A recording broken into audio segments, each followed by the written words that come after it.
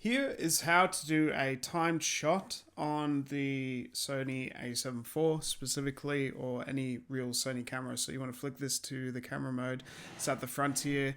You got this switch. So all I did was switch it from the film mode to the camera mode. And then what you want to do is actually have your display options up here. So what we can do is just flick this display, have all of our options right there. So you can see all of our menu options. If we press the FN button, we go into our function menu, and then you go into your drive mode, which is the first option.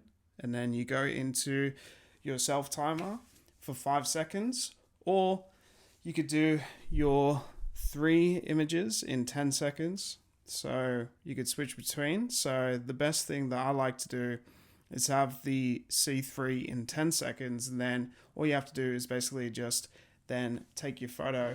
It'll have this self timer once you set that to tell you when this photo is taken, right? So there you go. So now it's just taking a few photos, and then you can go back and do the 5-second one, and they'll just take one photo. So you can have a choice whether you want to do 1 photo or 3 photos at a time. And if you want to pause the shot, let's say you're pausing it, all you have to do is press the shot button again.